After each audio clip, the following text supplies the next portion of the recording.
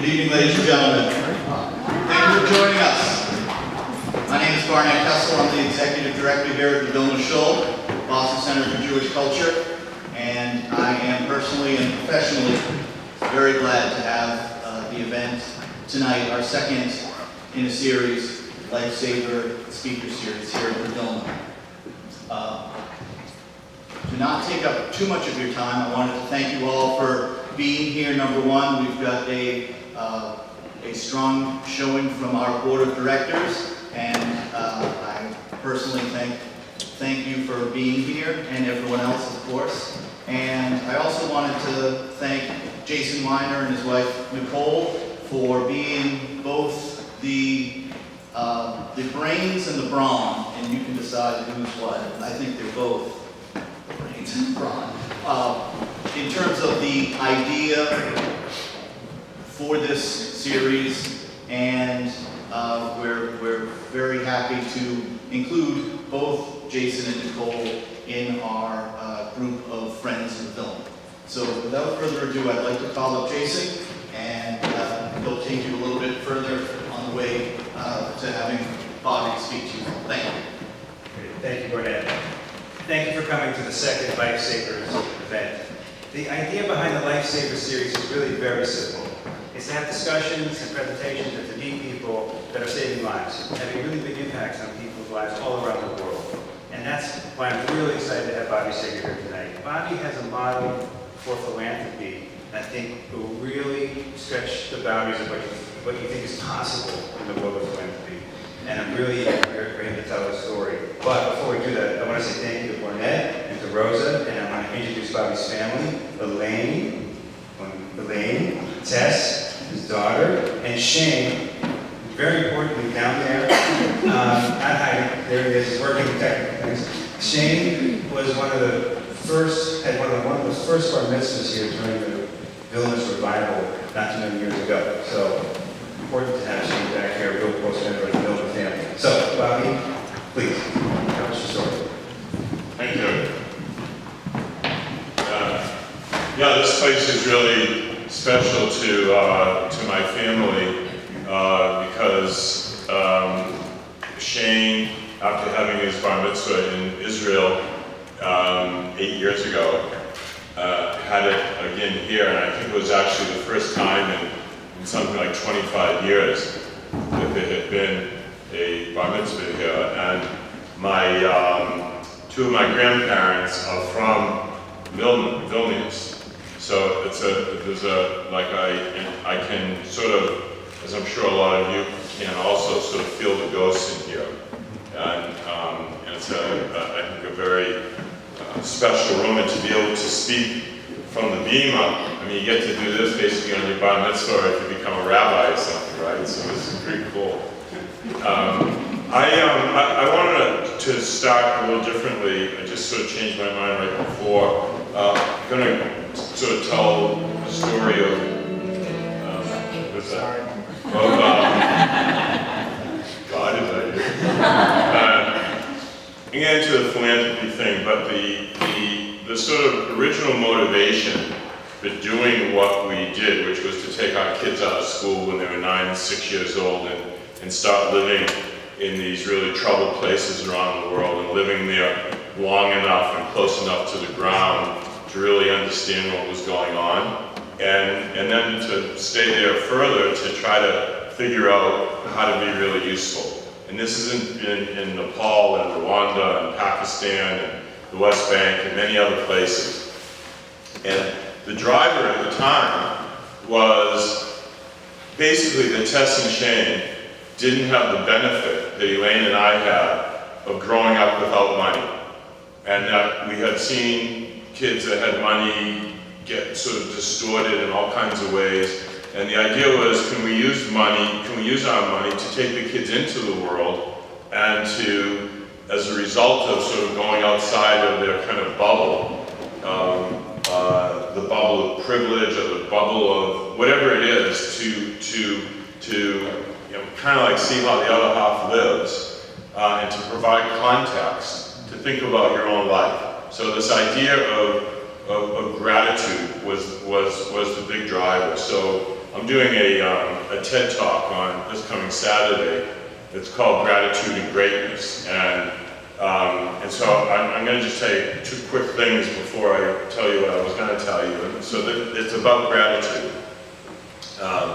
About a year and a half or so ago, Tess and Shane and I were at this island house that we have in New Hampshire, and we had been building this house for 6 years. It's just a teeny island, and our house is the only house on the island. It's a really difficult place to build, like a floating crane, it was like all kinds of stuff. And so anyway, we were sitting there and looking around, and I said, wow, after 6 years, I love it. There's nothing left to change, there's nothing left to do. The house is, after 6 years, the house is finally done. And 6 hours later, it burned to the ground with us in it. 6 hours, when I put my head down on the pillow that night, I couldn't possibly have thought that in a few short hours I'd be fighting for my life. Tess and Shane fortunately got out of the house quite quickly, but I was trapped in this bedroom and came within some incredibly short period of time of being burned to death. And the reason I'm telling you the story right now is, made me think a lot about, as that kind of an event would, the idea that you can't take anything for granted. That again, when I put my head down on the pillow, I was taking tomorrow for granted. I mean, I know I'm going to die someday, we all do, right? But you pretty much think that tomorrow is pretty much guaranteed. But when you really start to think about the fact that it isn't, how does that inform how we live today? How do you make it more rich and more vivid? And the thing I'm writing about in a book that I'm writing now, which is called More, which is about thankfulness, is the idea that too often we wake up on Monday and wish it was Friday. And so if we do that, we're wishing away something like 70% of our life. And so what I'm writing about is what I call Tuesday afternoon, which is meant to represent the everyday, the so-called ordinary. And the further observation is that, you know, you have New Year's Eve and your birthday and these big kind of like holidays and stuff. When you add all those up, there's not that many out of the 365. That's the icing, but the cake is all the days in between. So when you do that math, the obvious thing is how do you make those ordinary, those so-called ordinary, those everyday days, those Tuesday afternoons, like I said, more rich and more vivid. And a big part of that has to do with tuning into being grateful. And you can't be grateful without sort of tuning into the details of things. So I'm talking about Tuesday afternoon, but my friend Gerda Klein, who some of you may have heard speak, she's a quite famous Holocaust survivor, who was taken by the Germans when she was a teenager and went to a series of concentration camps, and eventually it now comes to be the very end of the war, and she and something like 2,000 other young women are being marched, what amounts to a death march, to, well, I guess, to the north. And 100 days later, only 100 of these young women are still alive. And now it's the very end of the war. And the Germans locked these final 100 or so girls in an abandoned factory and put time bombs on the outside and run away. The thing will blow up and there'll be no witnesses to the atrocities. But that night there's a rainstorm, and the rain creates mud, and the mud flows into the bombs, and somehow the bombs miraculously don't go off. And the next morning the village people come and break open the door, and Gerda is standing, you know, sort of like this in the door, and she sees in the distance a vehicle coming, and then it comes closer and she sees that it's a Jeep, and then you can see the white star of the American Army. And it pulls up right to where she's standing, and an American soldier jumps out of the Jeep and approaches her, and there's women dead and dying just all around, and he like says, you know, who's here, what's going on, tell me. And she's been so conditioned by her time in the concentration camps her response to him is, before I answer you, I have to tell you, I'm a Jew. And there's this pregnant pause, and the American soldier says, so am I. And they were married for 50 years. Her name's Kurt. And when I asked her, how is it, why do you think you survived? And so many others didn't. And of course, a lot of it has to do with just pure luck. But her answer is, when I'd be growing up, I'd be at home in the early evening, and my mother would be making dinner, and my father would be sitting there smoking his pipe and reading the newspaper, and my brother would be doing his homework, and just basically, another boring night at home. And the thing that this is Gerda talking, and the thing that kept me going was the idea, just the possibility of having just one more boring night at home. And again, how much we take for granted. Tuesday afternoon, boring night at home. The last gratitude, the story that I want to tell is about a great friend of mine in California named Augie, who has Lou Gehrig's disease. And he is, he's just there now. He can't move anything. He's had it for 3 or 4 years now, or more even. Miraculously, he's still even here. Anyway, he's just there like this, and motionless. He can blink his eyes to do the computer and stuff. And that is, if Augie could go just like this,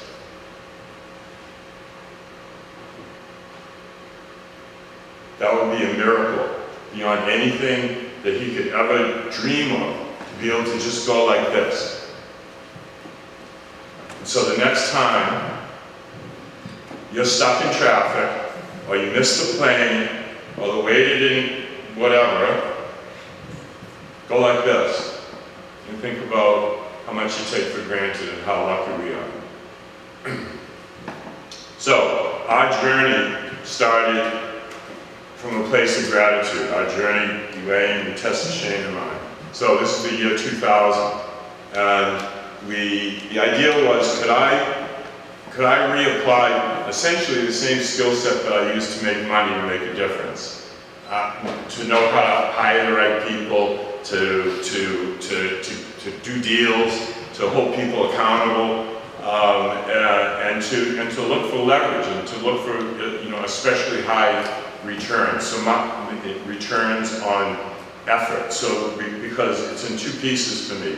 One is the impact that we make on others, and one is the impact that we make on ourselves. And that's a very important part of what the last line in one of my books that I'll show you at the end is, be selfish, go help someone. Because for us, this is not about being sort of touched by an angel or kumbaya kind of reaction to suffering or anything. This is a way that we have found 36 or 7 trips later to live a really full life, to learn things and feel things and experience things. And the reason I wanted to make money to begin with was to have those kinds of choices in my life. So for me it was really a natural progression. So examples of what that translates into is a program that we have in Rwanda. So people, I'm sure, know the history in Rwanda, genocide, something like between 800,000 and 1 million people murdered in 100 days, the Hutu majority killing the Tutsi minority. And so we've gone to Rwanda for many years, and it's almost like a second home. And the first time that we were there, you could actually taste the death in your throat. I mean, that's how raw it was. And so our response there, again, I said at the beginning, we go to a place long enough, low enough to the ground, spend enough time to really be able to listen, to not walk in and say, we know what's good for you, and drop something in someone's lap, to always engage, to always have them have skin in the game, to never do charity, to help people to help themselves. Charity doesn't make people feel good about themselves, and the biggest thing for me is it's not sustainable, because making a difference in the lives of other people, unless it's sustainable, it's kind of, there's a lot of very well-meaning people around the world, I've seen this hundreds of times, that sort of float in like a butterfly and don't exactly get it right and leave it worse than it was to begin with. There's things like natural disasters and things where you just go and quickly do something. But in Rwanda, I love microlending. This is like the gift that keeps on giving. This is giving small amounts of money usually to groups of people. They're all responsible for the whole loan, so that they don't let anybody into the group that's not going to pay it back. The extra, so helping poor people to have the dignity of starting their own business, and maybe even Bill will hire their cousin or something. Not to feel like you're giving them a handout, but to feel like you're giving them a handout is a really good idea. But that's not enough of a return for going there and spending the time there and being, this is like tough work. So we need a really big return.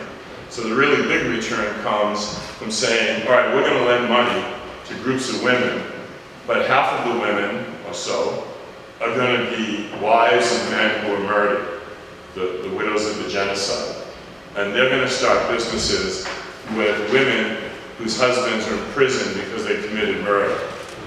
So the wives of the murdered and the wives of the murderers, these are like really little businesses, like a bakery or a dairy or a restaurant, or sometimes buying a scale and just selling stuff.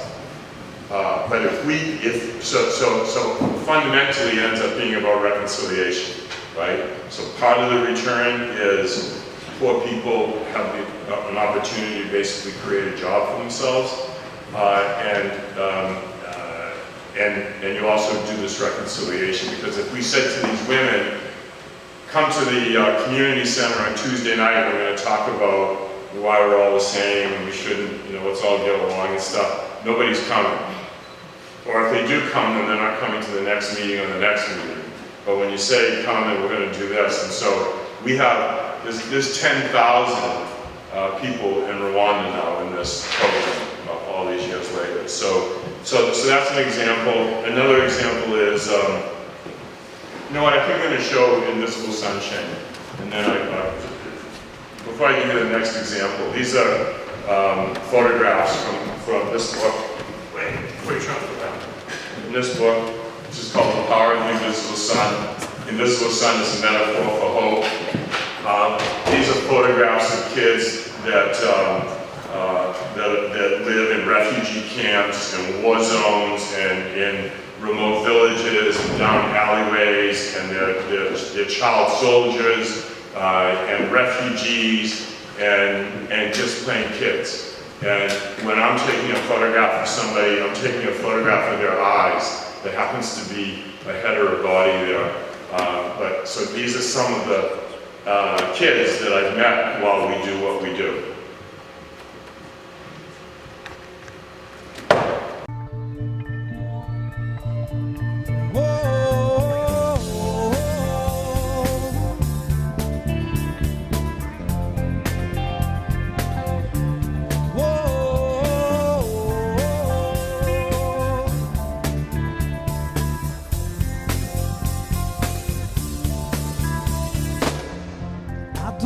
Spend the rest of my life looking at the barrel of an Armalite. I don't want to spend the rest of my days keeping out of trouble like a soldier said. I don't want to spend my time in hell looking at the walls of a prison cell. I don't ever want to play the part statistic on a government chart. That's the be an invisible sun. It gives its heat to everyone. That's the be an invisible sun.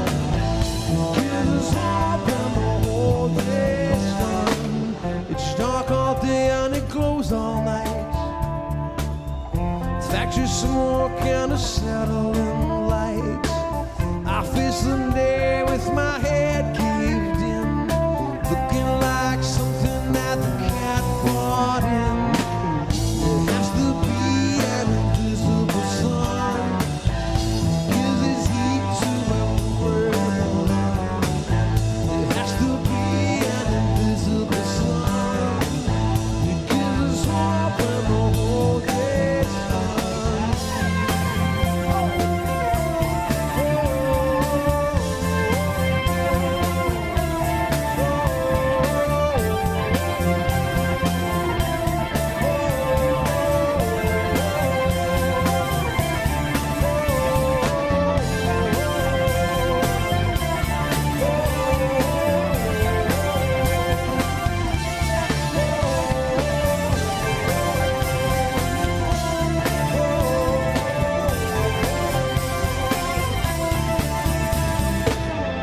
And they're only gonna change this place by killing everybody in the human race.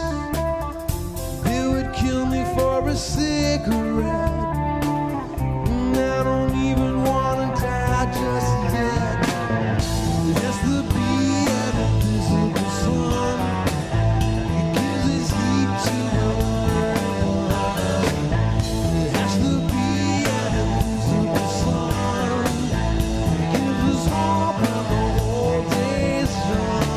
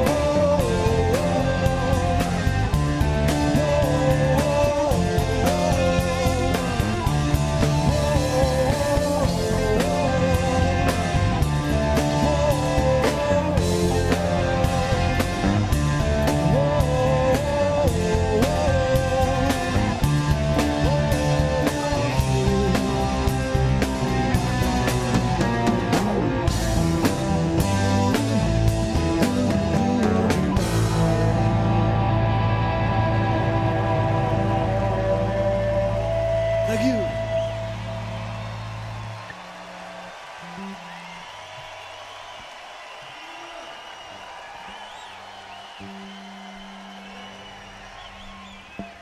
So, another example of philanthropy is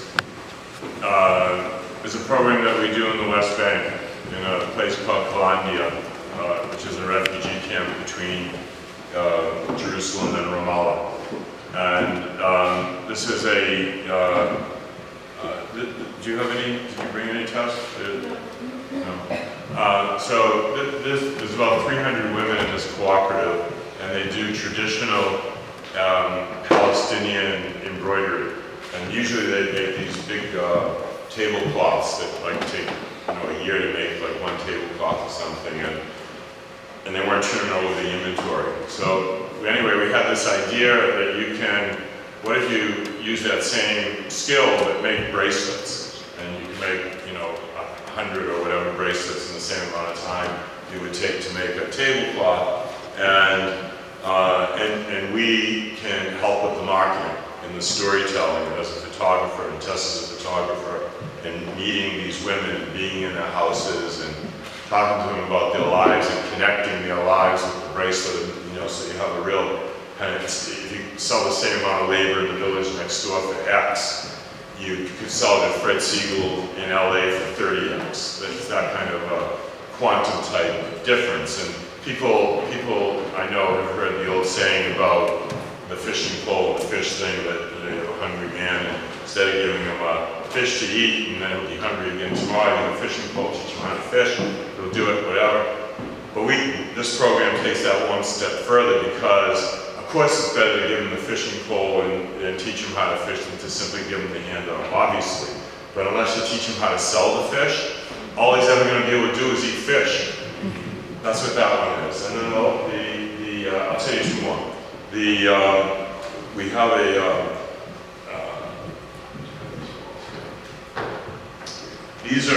these are soccer balls that the kids play with in lots of third world places. They just make it out of whatever is laying around, basically rubbish, and to play soccer, play football.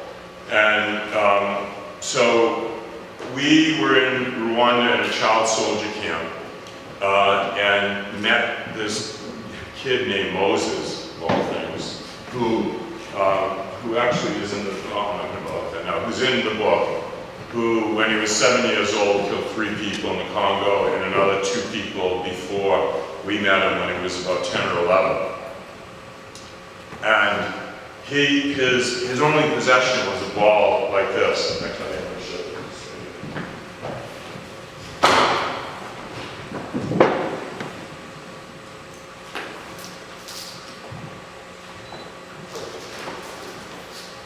This is Moses' ball, made out of rubbish and a condom and whatever. This is Moses. His ball turned out to be the inspiration for us to make an indestructible soccer ball. That you can drive a truck over it, elephants have stepped on it, you can stab it with a knife, nothing can, I'm sure somebody's dog could probably destroy it, but other than that, they're called hope balls.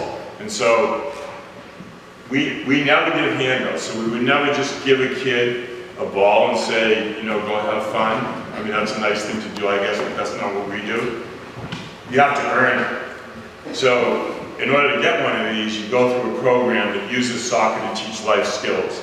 So instead of saying, it could be about drugs or HIV or older men or there's I don't know, a dozen or so different kind of mini courses that you take. And this is a great example of, if we said to these kids in a classroom, here's what we want to teach you about this and this and this, and everybody's sort of half asleep and whatever, but if you use a game to teach them these life skills, there's an increased likelihood that they're going to sort of follow the plot.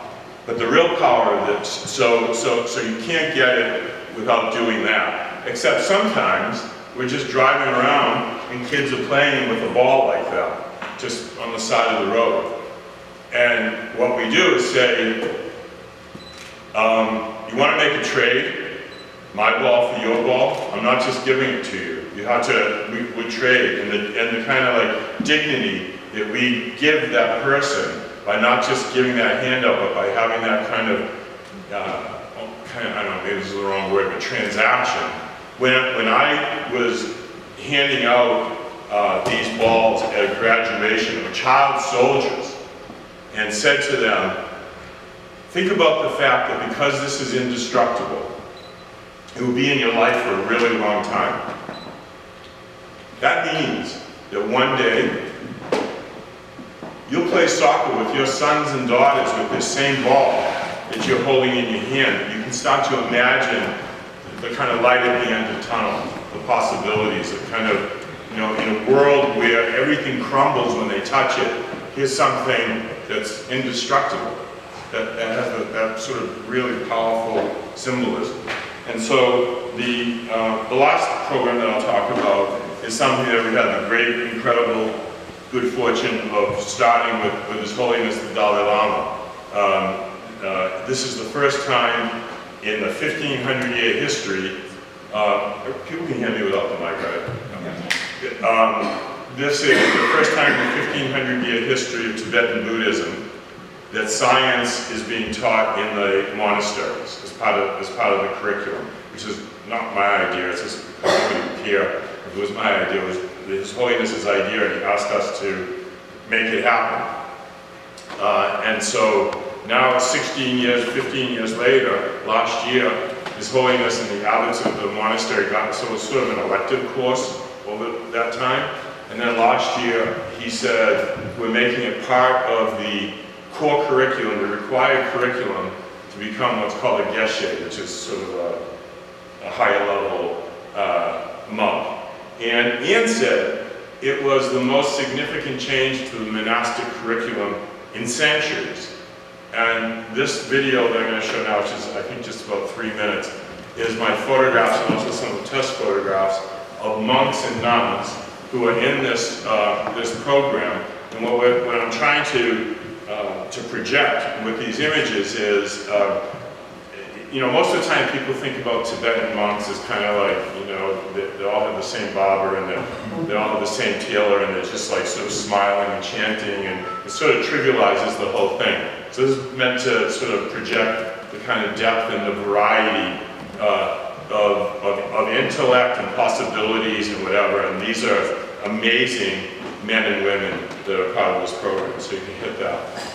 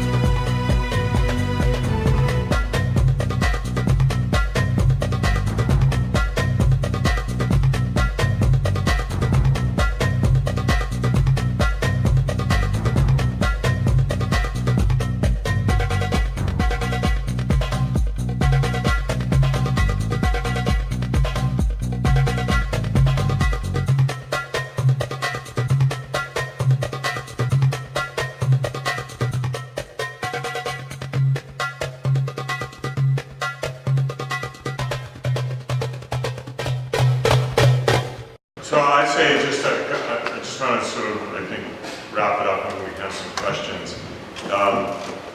Very often people say to me, what am I supposed to learn from your experience? I don't have the resources to go, travel all the time, and I don't have what exactly, that's good for you, that sounds kind of, interesting or whatever, but what am I supposed to take from it? And my answer is that we go to the other side of the world to do these things, but the idea of it is to be eyeball to eyeball and hands-on to make yourself part of the currency, and you can do that sort of right around the corner from where you live, in one way or another. It's a matter of deciding that you want to, like I said at the very beginning of the other thing, to actually look into the eyes of the people that you're trying to help and feel their humanity and have them feel yours and let them know that they're important enough for you to actually be there. And so that's a series of, I know from business that big ideas don't really mean very much without execution. It all comes down to that. And so, so I break it down and say, why don't you think about the idea of what I call in the book concrete baby steps? That if I do mine, and Stuart does yours, and Michael does his, and we all do ours. The math only works, by the way, if everybody's in. If everybody's in and we all do something, and I'm sure everybody does something already. You don't need me to tell you, what's important or what you should help or what you should do. I mean, I don't have any special idea about all that. Everybody has their own passions, their own purpose, and their own resources, and so forth. But it's the idea of actually engaging. And again, cumulatively, when you add all those concrete baby steps up, that possibly can make a significant difference. And at least you can say, I tried. So. And to make the point about the power of cumulative concrete baby steps, and I tell this story all the time. I think it's like a really powerful thing, and this is what I'll leave you with. The question is, this is not my original idea. I heard some speakers say this. I just thought it was great many years ago. He asked, do you know how many seeds are inside an apple? You may know? 6. Some 5 or 6 or something. I have no idea how many there are, but we all know how we find out. You cut it in half and you can count the seeds real easy. But the point, as it relates to concrete baby steps, is while you can count the seeds in an apple, you can never know how many apples could come one day from one of those seeds. How many trees, even how many orchards.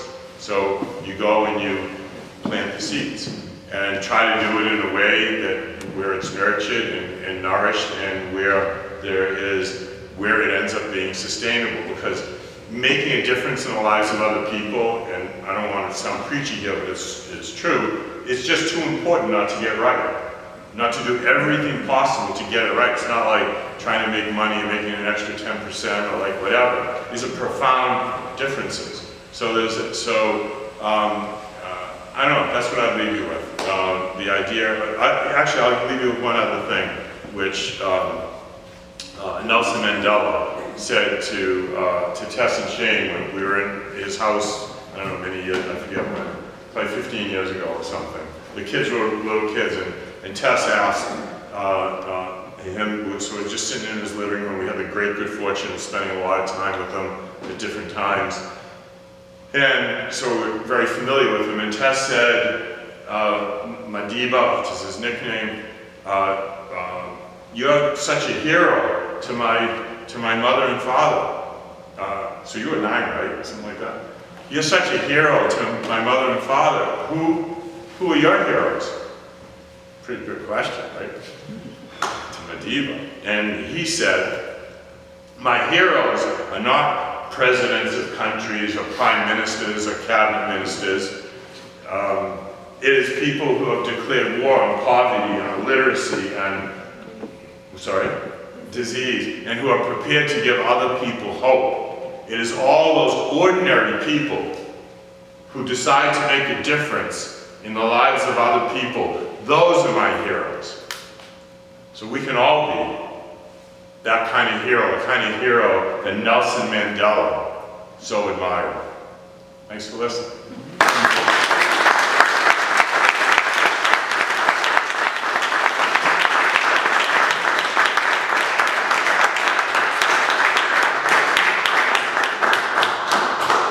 Bobby, thank you. I want to open up the floor to any questions for Bobby. We'll do this for a few minutes. Please raise your hand and I will, right there. Yes, thank you very much for everything you said. I believe you mentioned the phrase, be selfish, go help someone else, and you also said something about the impact that doing this, all these things can have on you. Can you just talk a little bit more about that? Well, I think that the biggest impact is the one that I talked about at the very beginning. You can't be in these kinds of situations and come away from it without a much more profound sense of gratitude about what you're doing in your own life, about your opportunities, about your circumstance. So you're tuning into things that you make because you're basically outside your bubble. Everybody lives in some kind of bubble. Rich people hang out with rich people, Jews hang out with Jews, artists hang out with artists. Happens all the time, to me too. We're in some kind of a bubble, and to be the white guy in Rwanda, or to be the American in Afghanistan, or to be the Jew in Palestine, it nourishes you in so many different ways. I mean, you could, so many ways.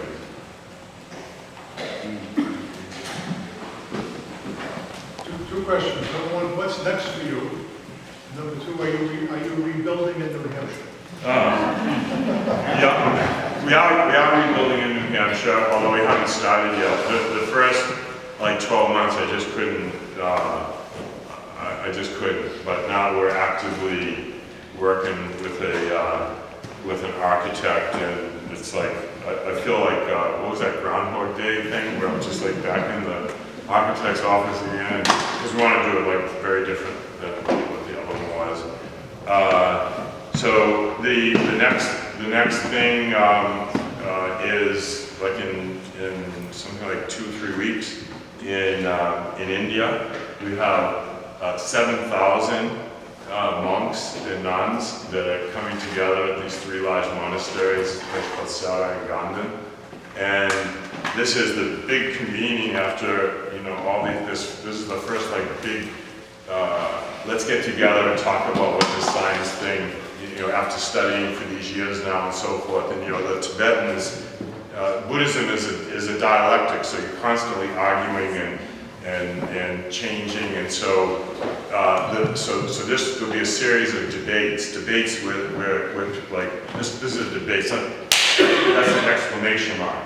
When these guys it looks like a dance really. And there'll be thousands of monks there and monks debating. This isn't, by the way, this isn't some attempt to kind of say, let's talk about DNA and let's then somehow rethink reincarnation or something. This is not about the dogma, so to speak. This is that scholars, religious scholars, are more in play when they know other disciplines. And so by learning science, and this is things like quantum physics and brain sciences and all kinds of things. And so one thing that happens is this two-way conversation between the monks and the scientists. The other thing that happens is the kids who are living in the diaspora with these monks, but this is not happening in Tibet. We can never do this in Tibet. This is happening where most of the monks are now, which is Nepal, Bhutan, and in India. When a kid knows that a monk knows science, and we've seen this tons and tons of times, they're more likely to listen to what they have to say about religion. They're more likely to listen to, they're more relevant. And this is His Holiness's idea of, calls it 21st century monks. When I said to him, in my kind of like sort of business, I want to be able to measure results and all. I said, how am I supposed to know like if this is working? This is like the first time in history that this is, like, how do you measure results? How do you know it's working? And he put his hand on my shoulder and said, maybe we'll know in 100 years or so. That's his measure. I'm sorry. You went there. Can you tell us a little bit about what it was like living on the West Bank? It's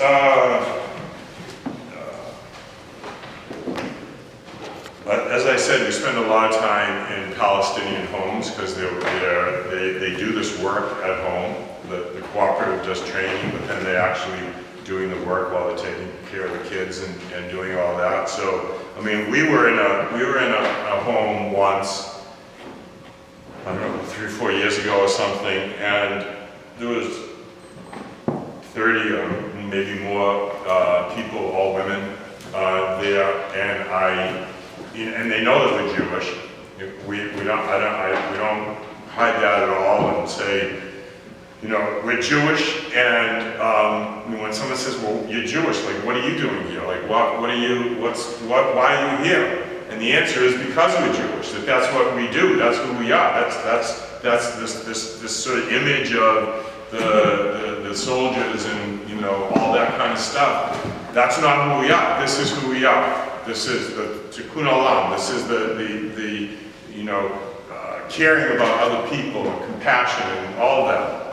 How many of you have family members? I forget if I said family members that know somebody. Anyway, let's say family members who are in jail. Every single one of them raised their hand. Every single person in the room raised their hand. So it must be somebody that they knew. But it was, and then they're talking to us and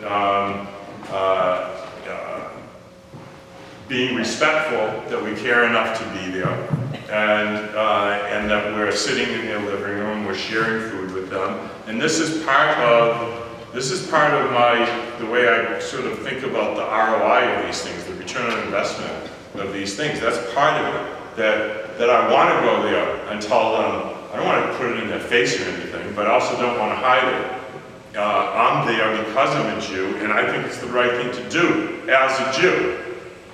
When we brought blankets to Pakistan after the earthquake, 3 million people lost their homes, something like 80,000 people dead.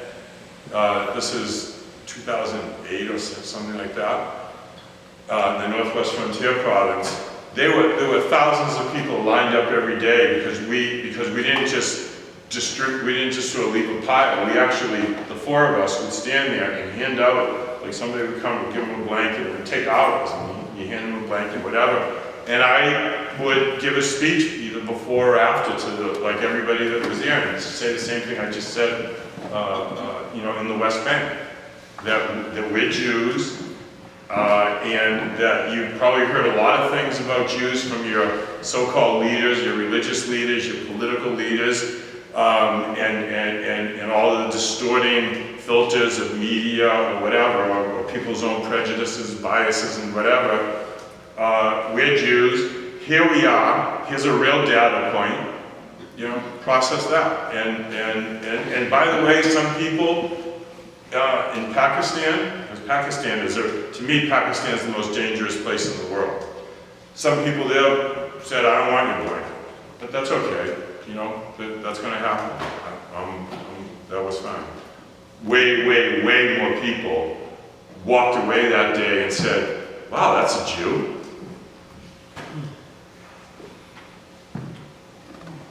Just a quick question. First of all, thank you for the story about saying to everybody that you're Jewish. I think it's amazing.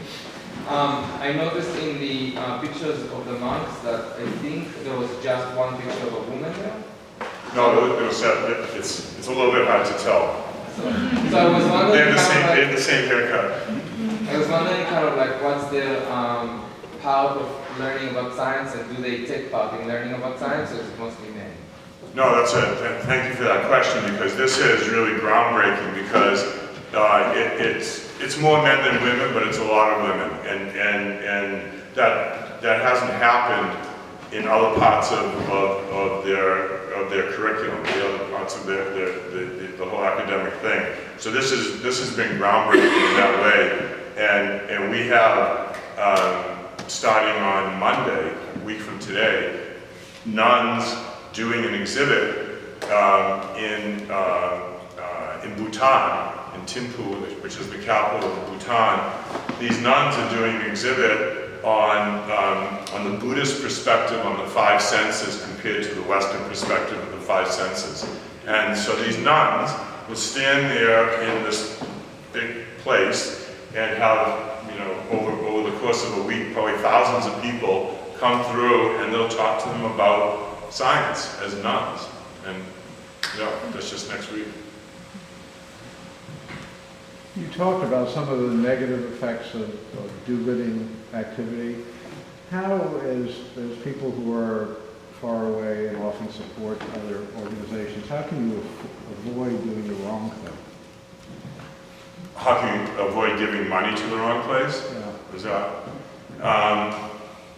That's a very good question. It's the way that I do it is I have this great network around the world of some of my YPO friends are here, probably from Florida. This group Young Presidents Organization, and so there's members all over the world. So I can ask members who I probably know from some other event that we've been to or whatever that live in, say, Beirut. I want to do micro lending in South Lebanon, and who's Hezbollah, and who's going to actually walk the talk, and these guys know. And we have members in Iran and in Venezuela and wherever. And so we can, and 14 years ago, I and several other of these YPO members started a platform within YPO called the Peace Action Network, and we use business leaders around the world to kind of like as a delivery system to get stuff done, and so that's how I do it. So I think in your case, it's like I'd ask friends. I'd do that kind of like it's you. I'd always, by the way, take the chance that when people steal my money when we're doing these things in these messed up places. They steal it, they waste it. There's corrupt people, but let's say half of it gets stolen or wasted. The half that doesn't makes so much impact that it's almost like a cost of doing business. I don't want people to steal from me. I do everything I can to be tough about it. But really, literally, if half of it just got swept away, it's in those kinds of places, you're still going to get like a really high, impact. Here, one last question. Bobby, thank you. This is, as I don't like to talk about myself, so I won't, but as someone who considers himself a raging capitalist for 24 years and a serial volunteer now, kind of a professional volunteer, your perspective, the micro and the macro, it's unique. It's unique. It's unique in a lot of interesting ways. And I'm grateful for you to speak tonight at Vilna. I'm grateful for Jason's his idea for this whole concept, and no offense, Bobby, the concept of you speaking here tonight was Jason's idea also, and so I thank you both. The Tuesday thing, it's you kind of get caught up. I'm taking that home. I'll give you full credit. No, this is not Tuesday with Maury. This is Tuesday after different Tuesday. It's and you mentioning the fact that the birthdays and the anniversaries. It's a small piece of the whole yearly cycle. But if it's okay, I'd like to take a little bit of the birthday cycle thing, because it's Jason's birthday week. And while everyone might not have started as your friend, I think they're going to be your friends now. I've got a big juicy cake if anyone would not mind. Icing and cake. Amazing. wishing Jason a happy birthday and thanking Bobby and his family for sharing their story tonight. I would be great. So, Thank you, Gordon.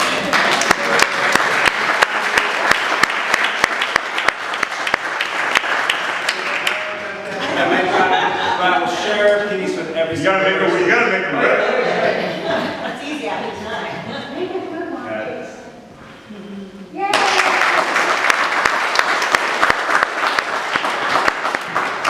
I don't know, I brought 3 invisible sign and 3 beyond the road. You guys can decide what to do with it.